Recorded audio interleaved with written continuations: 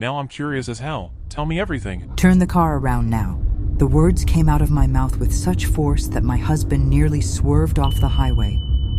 We were somewhere in upstate New York, maybe an hour from the Canadian border, when every instinct in my body started screaming that something was terribly wrong. "Ruth, what's happening?" my husband asked, already pulling over to the shoulder as cars whooshed past us. My hands were shaking as I stared at the innocent-looking overnight bag sitting in our back seat. Just minutes before, my son Brandon had called me, his voice strangely sweet, asking about that exact bag. The way he said, "I love you," before hanging up. In 42 years, that boy had maybe said those words to me a handful of times, and never ever during a casual phone call. That's unbelievable. "Something's not right," I whispered, my heart pounding. "We need to turn around right now." My husband looked at me with the same trust he'd shown for our 50 years of marriage. He didn't ask questions. He didn't argue. He just waited for a break in traffic and made a U-turn that probably saved both our lives. You see, what I discovered in that bag changed everything I thought I knew about my own son and the family I'd been supporting for years. No way. What they had planned for me, what they were willing to sacrifice to solve their money problems. It was so devastating, so unthinkable that even now, months later, I can barely believe my own child would put me in such danger. But I'm getting ahead of myself. To understand how we ended up on that highway with me shouting at my husband to turn around before we crossed an international border, I need to tell you about the 5 years leading up to that moment. 5 years of generosity, sacrifice, and love that my son's family had taken completely for granted. Because you see, I'd been helping them financially ever since Brandon lost his job. Month after month, year after year, I'd been their safety net, their solution to every crisis. And they repaid that kindness by planning something so shocking, so criminal, that it could have destroyed my entire life. Let me start from the beginning, and you'll understand exactly why those 3 words, "turn the car around," were the most important I've ever spoken. Are you serious? Before we dive deeper into Ruth's story, please leave a comment telling us where you're watching from and subscribe to the channel. My name is Ruth Henderson. I'm 68 years old, and I live with my husband of 50 years in our cozy 3-bedroom home in Albany, New York. We raised 3 children in this house. And after decades of working as a school secretary, I retired with a modest pension and some savings that we'd carefully built up over the years.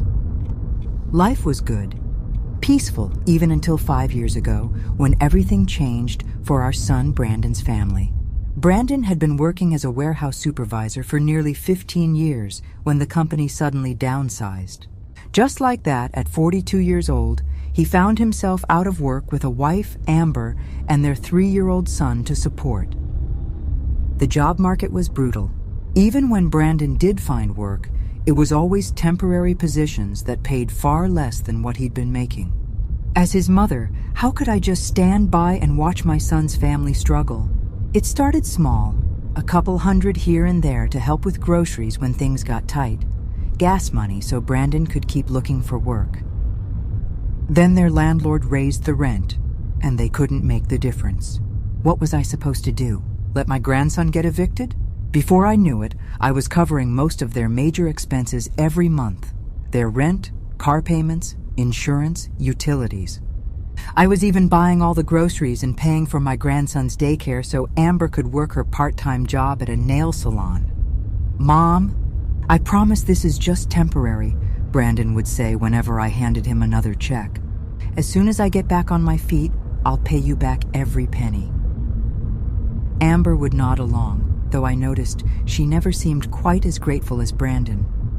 Sometimes I'd catch her rolling her eyes when she thought I wasn't looking, or making little comments about how some people have it easier than others.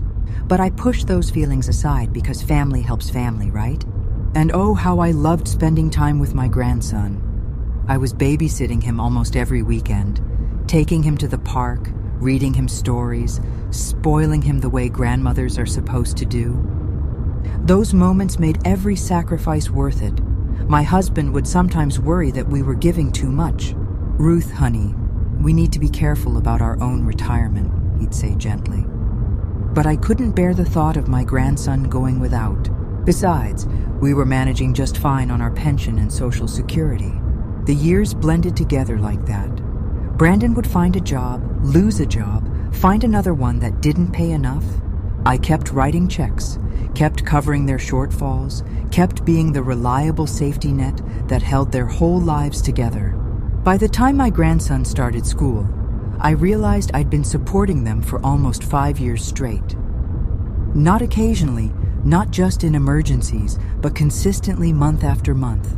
They'd never had to worry about making ends meet because Grandma Ruth was always there to fill in the gaps. I thought I was being a loving mother and grandmother. I thought I was helping them get through a rough patch until they could stand on their own feet again. What I didn't realize was that somewhere along the way, my generosity had stopped feeling like a gift to them and had started feeling like an obligation. They'd gotten so used to my support that they began to expect it, to plan their lives around it, to see my money as their money. And when I finally, for the first time in 5 years, said no to one of their requests, well, that's when I discovered just how much my own family truly valued me beyond my bank account. Last January, everything changed with one phone call. My grandson had been attending the local public elementary school, and by all accounts, he was doing well academically. But Amber got on the phone and painted a completely different picture. "Ruth, he's being bullied constantly," she said with dramatic concern. "These kids are so cruel, making fun of his clothes, excluding him from everything.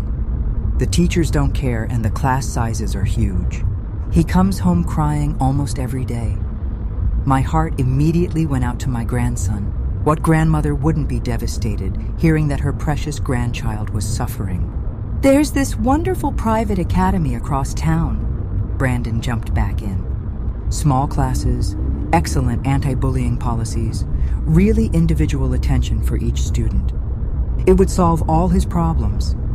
"That sounds perfect," I said, already imagining my grandson thriving in a better environment. "What do you need me to do?" "Well," Amber's voice got a little softer, "the tuition is pretty steep. It's about $15,000 for the remainder of this school term, and then it goes up to $18,000 annually after that." My stomach dropped. Those numbers were enormous compared to anything they'd ever asked for before. But then I thought about my grandson's tearful little face, and I almost said yes right there on the spot. Almost. "Let me think about this," I heard myself saying. "That's quite a bit more than our usual assistance." There was silence on the other end. I could practically feel their surprise through the phone. "Mom," my son said slowly, "this is about your grandson's happiness and future. Surely that's worth any amount of dollars." For 3 days, I wrestled with the decision. My husband and I talked it through countless times. We looked at our budget, our retirement plans, our own financial security. The truth was, we could afford it, but it would mean significant changes to our lifestyle and future planning. But something else was bothering me too. In all the times I'd babysat my grandson recently, he'd seemed perfectly happy, chatty about his friends, excited about school projects, never mentioning bullying or problems. When I gently asked him about school, he just shrugged and said it was fine and went back to playing. Finally, I called them back. "I've thought about this carefully," I told Brandon and Amber. "I love our boy more than anything, but I think we should explore other options first. Maybe we could meet with his teachers, or look into the school's anti-bullying programs, or even consider a different public school before jumping to private education." The silence that followed was ice cold. "So you're saying no?" Amber said flatly. "I'm saying let's try other solutions first before committing to such a large expense," I replied, trying to keep my voice calm and reasonable. "Unbelievable," I heard her mutter to Brandon, though she clearly meant for me to hear it. "Some grandmother." The phone call ended shortly after that with promises to look into other options that I could tell they had no intention of pursuing. Within a week, everything changed. Suddenly, my weekend babysitting sessions were canceled. "We're busy this weekend," became the standard response when I'd call to ask about seeing my grandson. Family dinners at their house, which had been a monthly tradition, stopped being mentioned. When I'd call just to chat with my grandson, the conversations became awkward and rushed. "He's doing homework," or "he's playing with friends," or "it's not a good time," became Amber's usual responses. The worst part was running into them at the grocery store one afternoon. My grandson saw me and ran over with the biggest smile, throwing his little arms around my waist for a hug. But when Amber noticed, she quickly called him back with a sharp, "Come on, we need to go," and barely acknowledged my presence. My own grandson looked confused by his mother's cold behavior toward me. I could see it in his innocent little face. He didn't understand why Grandma Ruth suddenly wasn't welcome in their lives. For the first time in decades of providing assistance, I'd set one boundary, asked for one pause to consider alternatives, and this was their response. The message was crystal clear. My value to them was purely financial. The grandmother who had covered their expenses, watched their child, and been their safety net for half a decade was being punished for daring to say, "Let's think about this," instead of immediately writing a check. 2 months went by like this. 2 months of being shut out, of missing my grandson terribly, of wondering if I'd made a terrible mistake. I started to question myself. I started thinking maybe I should just pay the tuition and get my loved ones back. That's exactly when they called with their sudden change of heart and the invitation that would lead us to that highway in upstate New York. Looking back now, I realized those 2 months of cold treatment weren't punishment for saying no. They were preparation for something much worse. Then, just as suddenly as the freeze had begun, it ended. It was early April when my phone rang, and I heard my son's voice sounding more cheerful than it had in months. "Hey, Mom, how are you and Dad doing?" he asked with an enthusiasm that immediately caught my attention. After 2 months of barely speaking to us, this dramatic shift felt almost jarring. "We're fine, dear," I said cautiously. "How's everyone there?" "Great. Actually, that's why I'm calling. Amber and I have been talking, and we realized we've been way too stressed about everything lately. We thought maybe it would be good for all of us to get away together, spend some quality time as relatives." My heart leapt. Despite everything that had happened, I'd missed them terribly, especially my grandson. Amber's cousin has this beautiful cabin up in Quebec, right by a lake. She invited us all to come up for a long weekend. You, Dad, me, Amber, and our boy. What do you think? The idea of a trip together, of getting my loved ones back, was exactly what I'd been hoping for. Maybe they'd finally realize that our relationship was more important than disagreements about educational expenses. "That sounds wonderful," I told him. "When were you thinking?" "This coming weekend, actually. I know it's short notice, but Amber's cousin just had a cancellation, and the weather's supposed to be perfect. It would be such a great opportunity for our boy to see his grandparents and for all of us to reconnect." We made plans for them to drive up with us. My husband and I had a comfortable SUV that could fit everyone. And they mentioned something about bringing fishing gear and games for our grandson. "Oh, and Mom," Brandon added as we were finishing up the call. "Would you mind carrying one extra bag for us? Your car is packed pretty tight with all the kids' stuff and fishing equipment. It's just a small overnight bag." "Of course, sweetheart," I said without hesitation. What grandmother wouldn't help carry an extra bag? The night before we left, Amber dropped off the bag at our house. It was a standard black overnight bag. Nothing unusual about it. She was actually quite pleasant, chatting about how excited our grandson was for the trip and thanking us for agreeing to help with transportation. "He's been talking about seeing Grandma and Grandpa all week," she said with a smile that seemed genuine. "This trip is going to be so good for all of us." I went to bed that night feeling hopeful for the first time in months. The next morning, we decided to take 2 cars since there was so much luggage, fishing equipment, and supplies for the weekend. My husband and I took our SUV with the overnight bag and some of the gear, while Brandon drove their car with Amber and my grandson following behind us. The drive started out perfectly. Our grandson kept waving at us from their car, and we'd pull alongside at red lights so he could show us his travel games and snacks. It felt like old times, like we were a close-knit unit again. We'd been driving for about 3 hours, making good time toward the Canadian border when my phone rang. It was Brandon calling from their car behind us. "Mom, hey, quick question," he said, and something in his tone immediately put me on edge.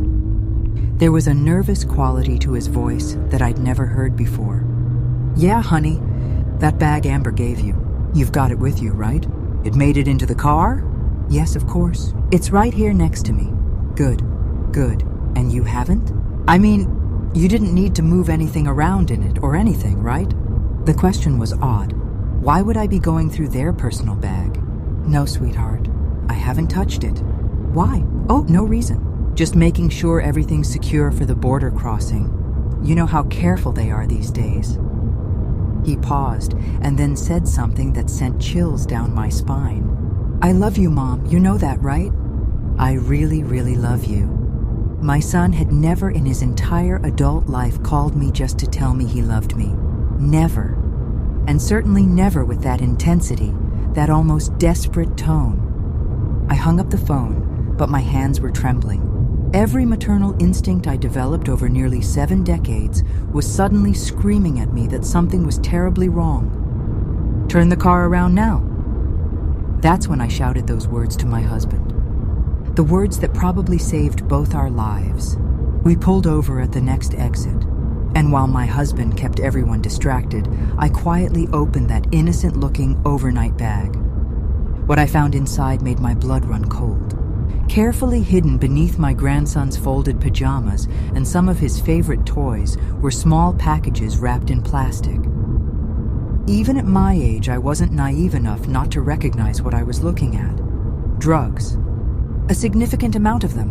My own son and his wife had planned to use me as an unwitting drug smuggler across an international border. They'd counted on my love for my grandson, my desire to reconnect with relatives, and my complete trust in them to carry their illegal cargo without question. If we'd been caught at that border, and with the way they were checking cars that day, we very well might have been. I would have been the one facing criminal charges. At 68, I would have been looking at years in prison for drug trafficking. And Brandon's phone call, that wasn't checking on the bag. That was him getting emotional, because he knew he was about to destroy his mother's life to solve his own problems. The worst part was realizing that this entire reunion trip had been planned from the moment I'd said no to that tuition. The cold treatment, the sudden reconciliation, the urgent timeline, the cousin's cabin, all of it had been a carefully orchestrated plan to manipulate my love for them into committing a federal crime. As I stared at those packages hidden among my grandson's innocent belongings, I realized that my own child was willing to sacrifice everything, my freedom, my reputation, my entire future, rather than learn to live within his means or find legal solutions to his financial troubles. That was the moment I understood that the Ruth who had spent half a decade enabling and supporting them was gone forever. Standing there on that highway shoulder, staring at those packages hidden beneath my grandson's innocent pajamas, I felt something shift inside me permanently. The Ruth who had spent half a decade making excuses for her son's poor choices was gone. The grandmother who had prioritized keeping peace over protecting herself had vanished in that moment of terrible clarity. My husband walked over quietly. "What did you find, honey?" I showed him the contents without saying a word. His face went white, then hard with an anger I'd rarely seen in our 50 decades of marriage. "We're going home," he said simply. "Right now." From their car behind us, I could see Brandon getting agitated, probably wondering why we'd stopped. My phone started ringing again, but I turned it off. I couldn't bear to hear his voice, knowing what he'd planned to do to me. The drive back to Albany was silent between my husband and me, but my mind was racing. Every moment of the past 2 months suddenly made perfect sense.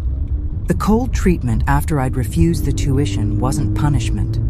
It was preparation. They'd needed to create distance so that when they suddenly invited me on this trip, I'd be so grateful for the reconciliation that I wouldn't ask questions.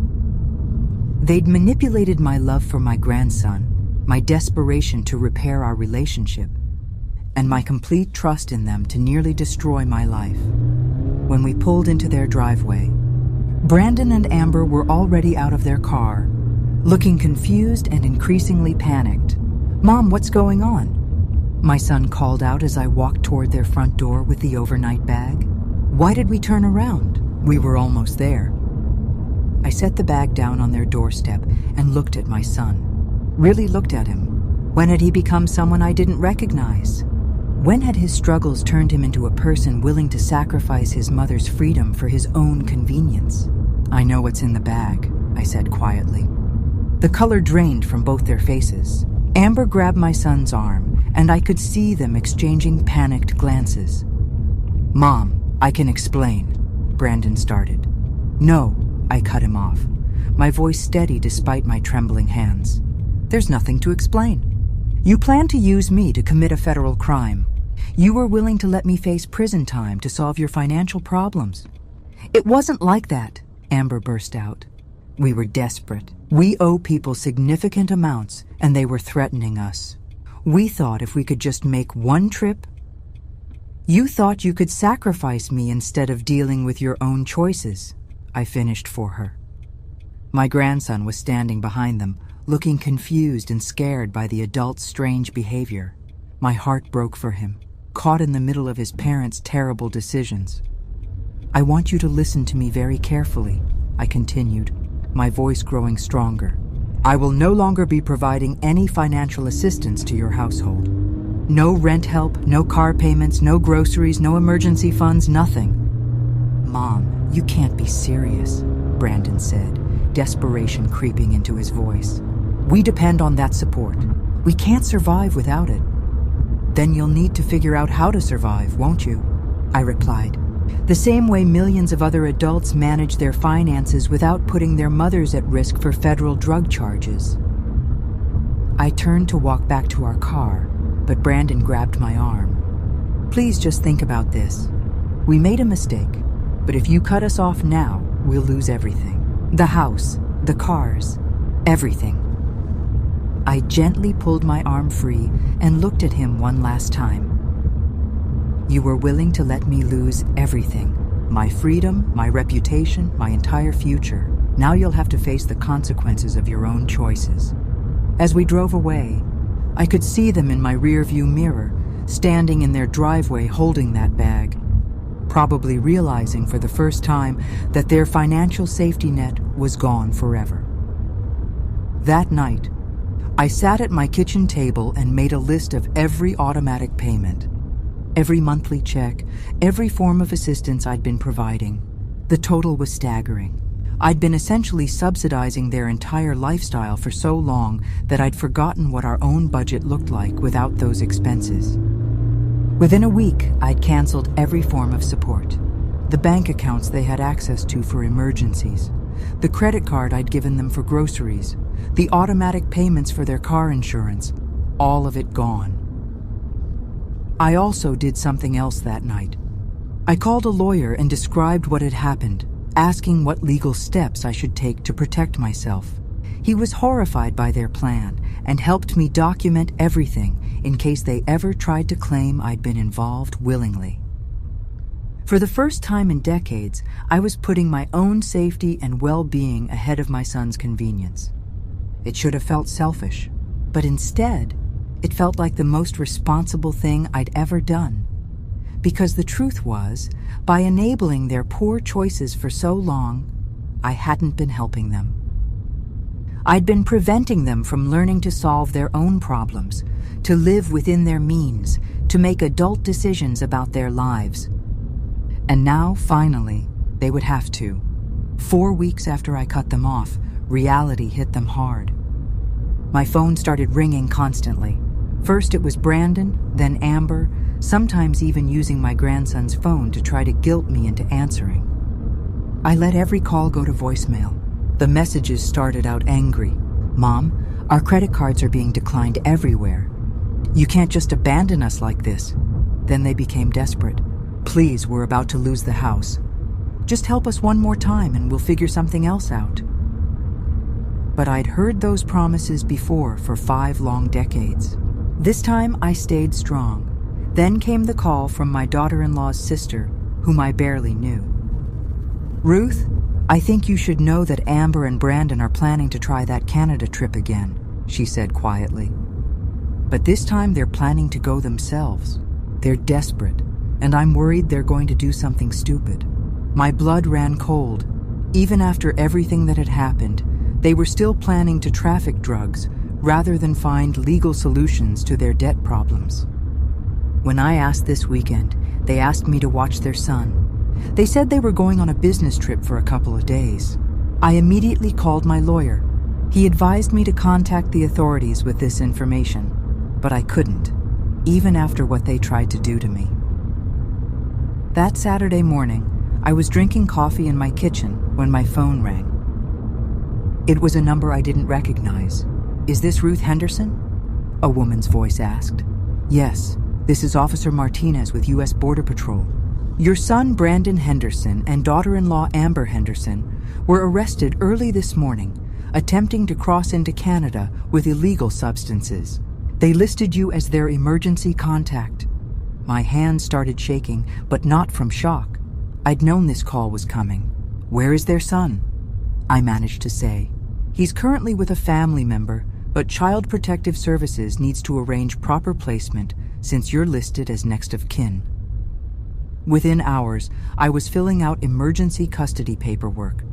My grandson, confused and scared, came home with me that afternoon, carrying a small suitcase and his favorite stuffed animal. "Grandma Ruth?" he asked that first night, as I tucked him into the guest bedroom that would become his room. "When are Mom and Dad coming back? How do you explain to an 8-year-old that his parents chose to risk everything, including him, rather than learn to live responsibly? They made some bad choices, sweetheart," I told him gently. "But you're safe here with Grandpa and me, and we're going to take very good care of you." Over the following months, the legal process unfolded exactly as I'd expected. Brandon and Amber were sentenced to 18 months in federal prison. The house they couldn't afford without my assistance went into foreclosure. Their cars were repossessed. But you know what? I felt no satisfaction in their downfall, only sadness that it had come to this, and relief that my grandson was safe. The custody hearing was surprisingly straightforward. Brandon and Amber, facing significant prison time, agreed to sign temporary custody to me rather than risk their son going into the foster care system. My lawyer helped us establish a clear arrangement that protected everyone's interests. My grandson started at a new school near our house, the same excellent public school where I'd once worked as a secretary. The teachers there remembered me fondly and went out of their way to help him adjust. No expensive private academy was needed, just caring adults and a stable environment. In the evenings, he'd do his homework at my kitchen table while I prepared dinner. My husband taught him to play chess and helped him with math. We read stories together every night, the same way I'd done with Brandon when he was small. Slowly, my grandson's confusion faded and was replaced with a sense of security he'd never really had before. No more parents fighting about finances. No more uncertainty about whether bills would be paid. No more adults making desperate choices that put everyone at risk. "Grandma," he said to me one day about 6 months after he'd come to live with us, "I like it here. It's quiet." That's when I realized what we'd all been missing. Peace.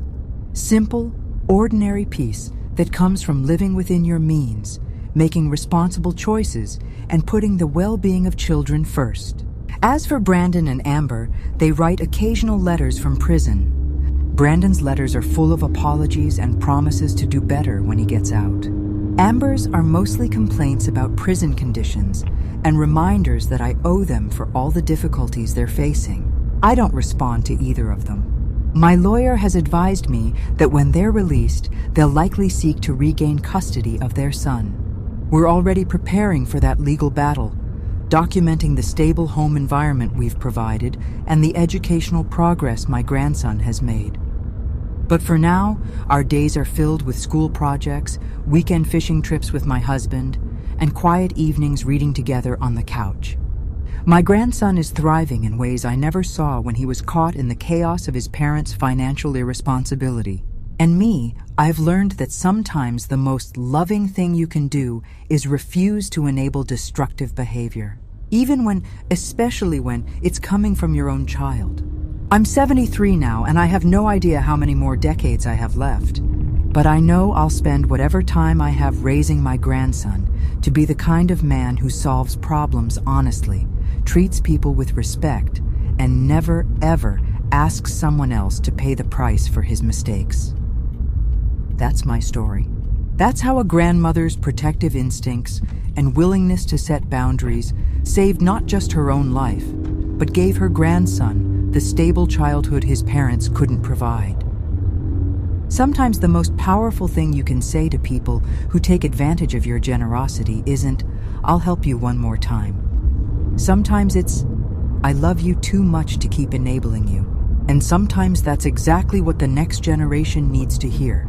So that's my story. I'd love to hear what you think. Have you ever had to set difficult boundaries with family members who were taking advantage of your generosity? Let me know in the comments and subscribe for more stories like mine.